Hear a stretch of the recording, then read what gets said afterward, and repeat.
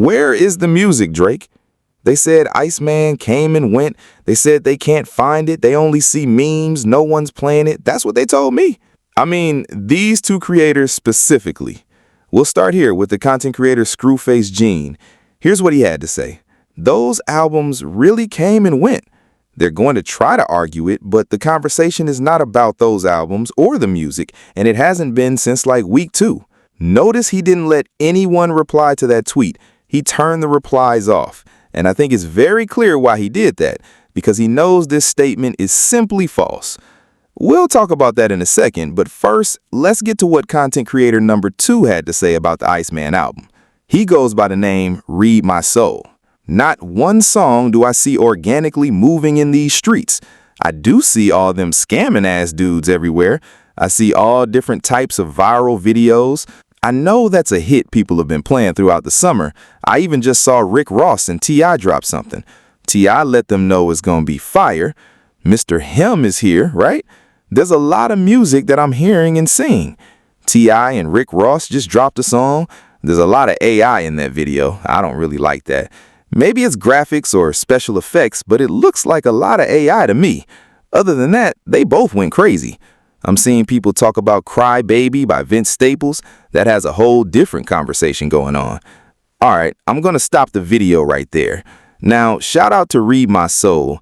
I actually just came across his channel because of that clip. You said you're from Harlem, so I'm a little disappointed in you, but we'll get to that in a minute. Based on what those two creators said, we have to play a game of MythBusters. We're going to dig in and find out, is this actually true? Did the album disappear? Is nobody playing it? Has it really vanished since week 2? Let's find out. I left my science goggles at home, but we still have to play MythBusters, so I threw on the shades instead. Let's start here. How do we analyze whether the album really disappeared? He says he's not seeing it anywhere. He's seeing everything else. He's even hearing songs from T.I. and Vince Staples. So how could he miss the Drake music? I mean, where is it? You said you're from New York. The most watched NBA Finals since 1998 took place just a couple of weeks ago. Do you remember the locker room? Hiphop Prime, you're bugging. Screwface told you. After 2 weeks, maybe a month, nobody was even talking about the album. The Knicks probably had that song on by accident.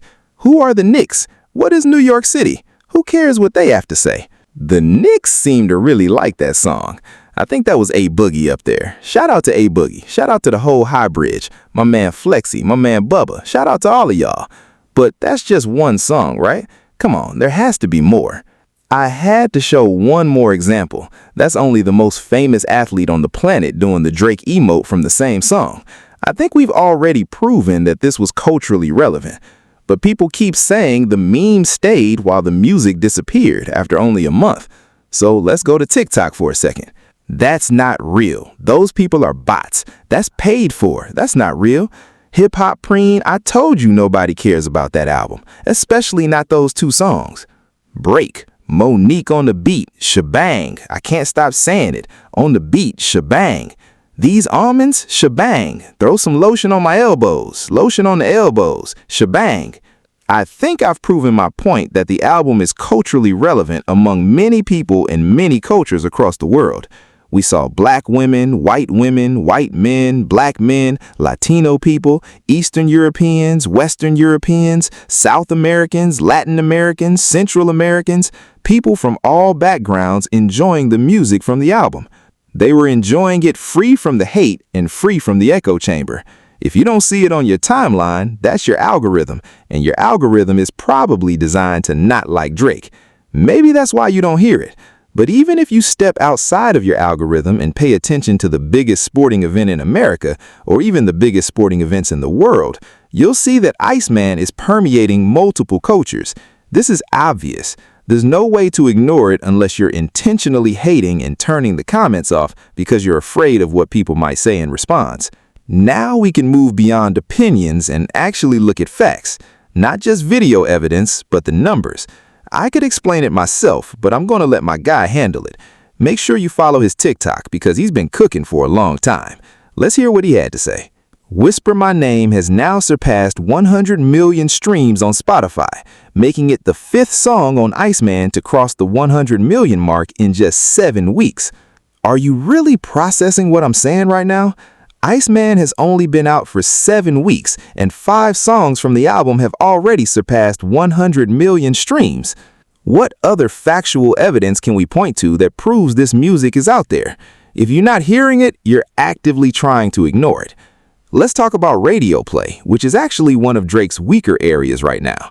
He's not getting radio support like he used to. Even then, he has 2 songs making serious impacts. You have Too Hard for the Radio, which is reaching over 12 million listeners through radio play. Then you have Drake Janice STFU, which is reaching around 15 million listeners. So if you got in your car and accidentally turned on Power 105 or Hot 97, New York, those are my stations. There's no way you're not hearing this music. It's literally impossible. And if you want to look at Billboard, the album is currently number 4. It peaked at number 1, and now, 2 months later, it's still sitting comfortably in the top 10. It's number 4. If you want to look at the singles chart, Janice STFU is currently number 6. It debuted at number 1 and is still in the top 10. Then you have Shebang, which debuted at number 4 and is still in the top 25. So if you want to ignore the evidence, ignore reality, ignore social media, and ignore the trends, there's really nothing I can tell you. This myth has officially been busted. Just stop the cap. That's why I've got the shirt on, facts over feelings. Both of these creators seem locked into what they want Drake to be or what they want his place in the culture and music world to be, instead of acknowledging what the reality actually is. There's no way you can tell me that you lived in New York and don't know what the Knicks are doing. There's no way you can tell me that FIFA, one of the biggest stages in sports, where players are warming up to Iceman and doing the Iceman emote as a celebration, is something you can simply ignore. Even if you don't pay attention to sports, the radio, the Billboard charts, YouTube, or the entire social media landscape, just stop the cap. Don't sell your audience a narrative. Just be honest. I promise things will be better. When we can honestly discuss what these artists are doing, it will help heal the entire conversation around music. It doesn't matter who you like or who you support. Just be honest and be real. Come on. I think we can all agree on that. And I think it will make everyone more willing to speak honestly, have real conversations, and maybe even bring people together again. Because 2024 broke some minds. It broke some people. Now people are running wild with stan culture and the comments they make whenever a content creator covers an artist they either love or hate. It's strange. Let's just be real and be honest, and things will be a lot better. Let me know what you think. Do you still hear Iceman? Do you still hear these songs and albums being played? And let me say something. I owe an apology. Habibi and Maid of Honor are fire. At first, I said I liked them, but I wasn't really feeling Maid of Honor. Man, listen, I was wrong. I'll make another video talking about what I love so much about the album and highlighting my standout tracks. But I have to admit it, I was sleeping on it. I listened to Iceman so much that I decided to give the other 2 albums a more serious run. I already liked Habibi, but today I was really bumping it. And with Maid of Honor, I listened with a fresh perspective and a new set of ears, and I finally said, yeah, I get it now. I understand. I didn't like Rusty Intro at first. Now I love it. We'll save that conversation for another video. But let me know what you think down below. Like, comment, and subscribe. Definitely hit the like button if you're watching on mobile. All that good stuff. Until next time, thank you for being here. And I go by the name Hiphop Prime. And on this channel, we don't just talk about music.